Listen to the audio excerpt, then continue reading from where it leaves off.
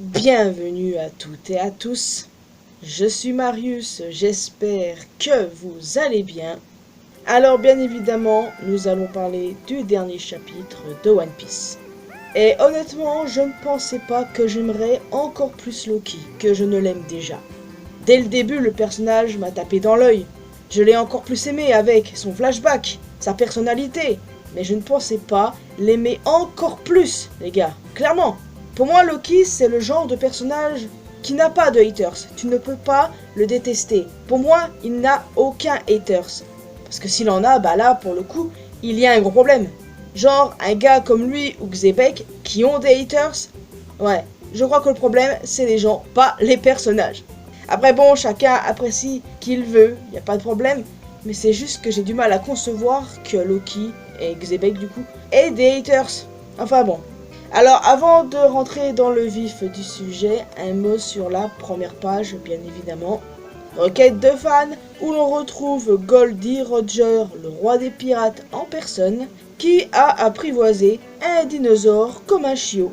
C'est plutôt mignon, même si on ne colle pas l'étiquette mignon à un dinosaure en général. Non seulement la chute de la créature de Killingham a détruit le navire que les chevaliers divins comptaient utiliser, mais elle a aussi anéanti l'Océan Nimbus, créant un gouffre béant menant aux enfers. La flèche de Gonko étant toujours activée, les enfants vont se jeter dans le vide et trouver une mort certaine. Sommers a tenté de contacter Gonko avant de se souvenir que Imu la contrôle, rendant toute intervention impossible. Les parents des enfants ont tenté de détruire la flèche, mais en vain. Soudain, une idée macabre a traversé l'esprit de Sommers. Puisque les parents ne peuvent pas s'approcher à cause de ces épines, ils seront contraints d'assister à la chute mortelle de leurs enfants, ce qu'ils trouvent fort divertissant. Oh my god, les gars, je déteste ce type, mais d'une force, avec sa gueule de tocard là. Non mais est-ce que quelqu'un peut fumer ce FDP, s'il vous plaît? Genre les gars, ça fait longtemps qu'on n'avait pas eu un antagoniste comme ça. Qu'il se fasse enculer par pitié. Qu'il se fasse humilier en un seul coup. Pitié. Sanji, tu peux pas venir t'en occuper? Il y a de la raclure à tabasser là. Je crois que c'est celui que je déteste le plus dans le lot. Je compte Gonko, Shamrock, et Killingham et Sommers du coup. Mais genre celui-là il est méchant juste pour être méchant en fait. C'est pas un personnage qui a un passé tragique ou quoi que ce soit. C'est un personnage qui aime juste faire le mal, qui se réjouit du mal. Ce genre de personne existe dans la vraie vie aussi, ce qui est effrayant. Mais honnêtement, ça fait un très long moment qu'on n'avait pas eu ce genre d'antagoniste et pour le coup, c'est vraiment cool. Nous avons eu plusieurs planches, mais d'une puissance, les gars. Les enfants, sur le point de tomber, sont rejoints par leurs parents. Ripley Coron, la petite Ronja avec son père, l'orpheline Johanna avec Ange, qui la considère comme sa fille, ou encore Rhodes avec son petit frère. Tout ça là, les gars, c'est ce qui fait la force de One Piece. C'était une puissance.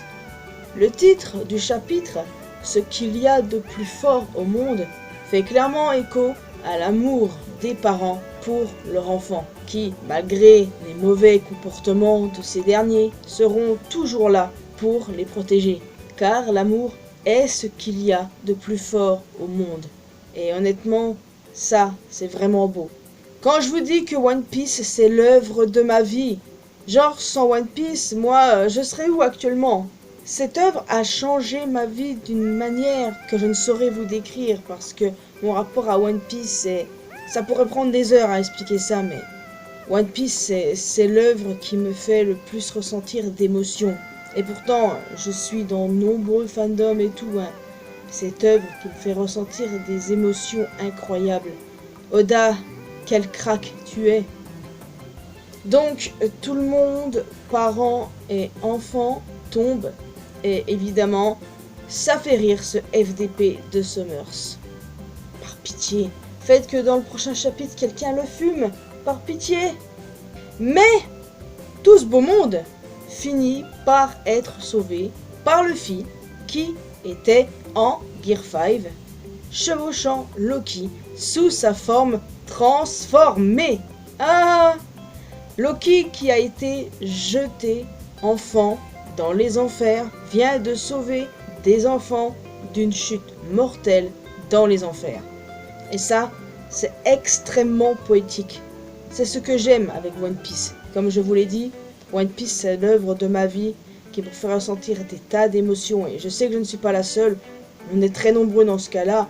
Et beaucoup ne comprennent pas ça. Même si Loki dit qu'il est un destructeur et non un sauveur, on sait tous qu'il a un cœur.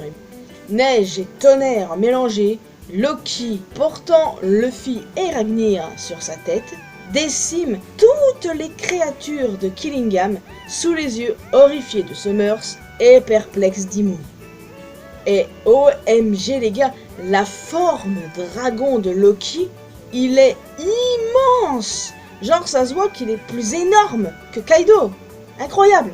J'ai hâte de voir son corps au complet et savoir quel est ce fruit du démon. Est-ce que c'est Nidhogg ?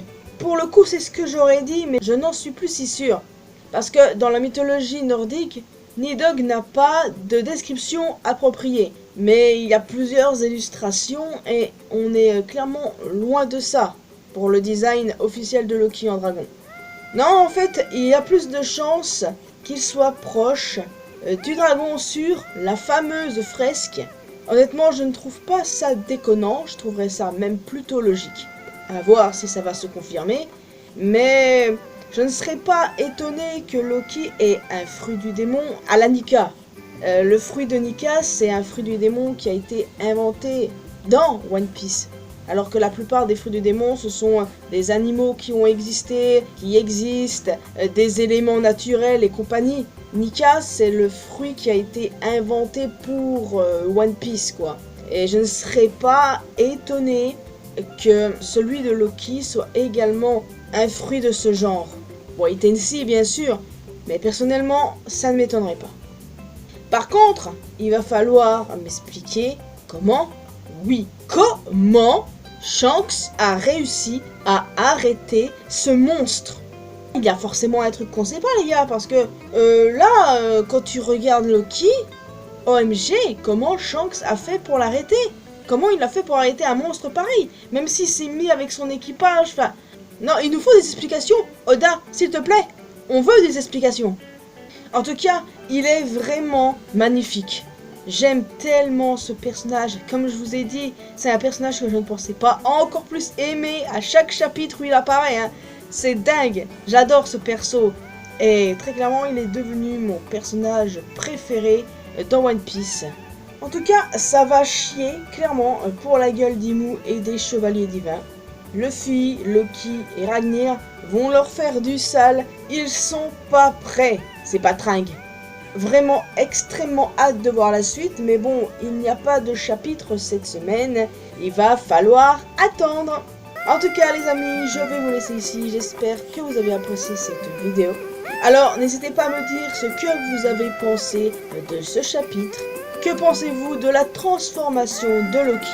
Est-ce qu'il a le fruit de Nidhogg? Est-ce que c'est lié au dragon de la fresque? Est-ce que c'est autre chose? N'hésitez pas à en faire part dans les commentaires, me dire ce que vous pensez, ce qui va se passer, etc. En tout cas, ouais, très hâte de discuter de ça avec vous. Donc en plus d'un commentaire, n'hésitez pas à laisser un petit pouce bleu, ça fait toujours plaisir. Vous pouvez me retrouver sur mes réseaux sociaux, les liens sont bien évidemment dans la description. Et le plus important, abonnez-vous à cette chaîne ainsi qu'à ma chaîne secondaire pour qu'on puisse se retrouver dans une prochaine vidéo. Bye bye!